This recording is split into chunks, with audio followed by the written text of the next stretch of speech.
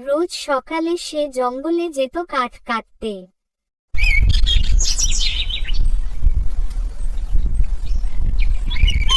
পরিশ্রম করে কাঠ কেটে বাজারে বিক্রি করে সে সামান্য কিছু টাকা রোজগার করত, তাতে কোনোমতে তার সংসার চলত। একদিন রামু নদীর ধারে গিয়ে গাছ কাটছিল। হঠাৎ তার কুড়ালটি হাত ছুটে সোজা নদীর মধ্যে পড়ে গেল। রামু হতাশ হয়ে বসে পড়ল। কুড়াল ছাড়া সে আর কাজ করবে কিভাবে? ঠিক তখন নদীর জল টলটল করে উঠল, আর সেখান থেকে ভেসে উঠল এক অপূর্ব সুন্দরী জলপরী। জলপরী বলল, তুমি কাঁদছো কেন, কাঠুরে? আমার একটাই কুড়াল ছিল, তা পড়ে গেছে নদীতে। এখন আমি কাজ করব কিভাবে? জলপরী হেসে বলল, আমি তোমার জন্য কুড়াল খুঁজে আনব। তারপর সে ডুব দিয়ে নদীর নিচে চলে গেল। কিছুক্ষণ পর উঠে এসে সে একটি সোনার কুড়াল রামুকে দেখালো। এই কুড়ালটা কি তোমার? না না, এটি আমার নয়, আমার কুড়াল লোহার ছিল। জলপরী আবার ডুব দিল, আর এইবার নিয়ে এলো একটি রূপার কুড়াল। এবার বলো, এটা কি তোমার? না, এটাও আমার নয়। তৃতীয়বার জলপরী ডুব দিয়ে যখন ফিরে এলো, তার হাতে ছিল রামুর সেই পুরনো লোহার কুড়াল। এইটাই আমার কুড়াল। জলপরী খুশি হয়ে বলল, তুমি সততার পরীক্ষায় উত্তীর্ণ হয়েছ, তাই আমি তোমাকে এই 3টি কুড়ালি উপহার দিচ্ছি, সোনা, রূপা আর লোহা। একদিন মদনবাবু কাঠ কাটতে বের হলেন। সে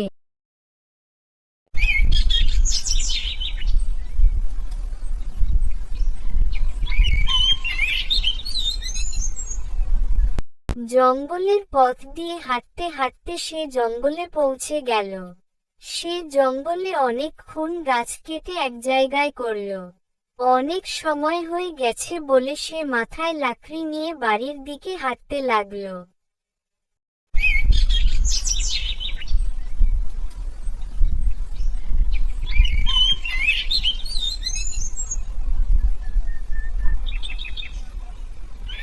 মদনবাবু লাকড়িগুলো নিয়ে বাড়ি চলে আসলো। এসে দেখে যে বাড়িতে কেউ নেই, তাই সে তার মাকে ডাকতে লাগলো। মদনবাবুর ডাক শুনে তার মা ঘর থেকে বের হয়ে আসলো। তার মা বাহিরে এসে দেখে সে আবার লাকড়িগুলো নিয়ে বাজারের দিকে রওনা দিল।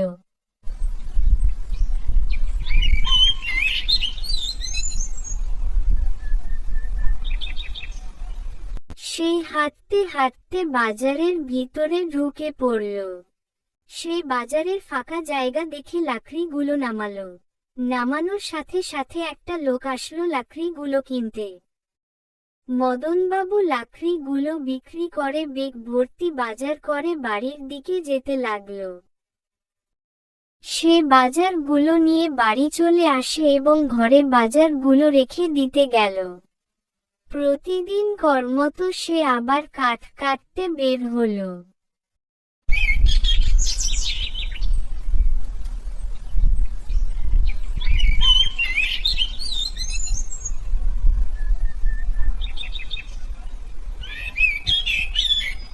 হাঁটতে হাঁটতে সে জঙ্গলে পৌঁছালো। এসে সে দেখতে পেল গুহার ভেতরে সোনার কলসি। সে চারদিকে তাকিয়ে দেখল কেউ নেই এবং কলসটি নিয়ে বাড়ি চলে আসল। তারপর মদনবাবু রাতারাতি বড়লোক হয়ে গেল।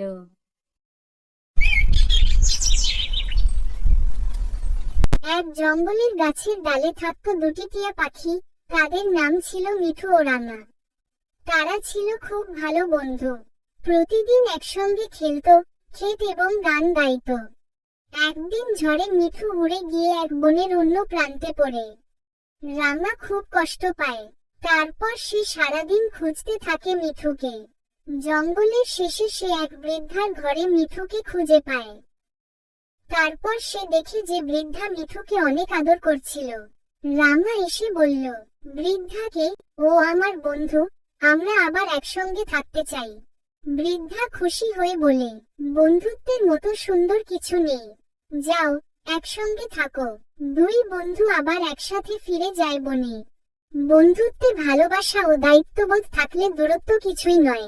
তো ছোট বন্ধুরা, আমরা কি শিখলাম অবশ্যই জানাবা, এবং চ্যানেলে নতুন হয়ে থাকলে অবশ্যই চ্যানেলটি সাবস্ক্রাইব করে দিবা।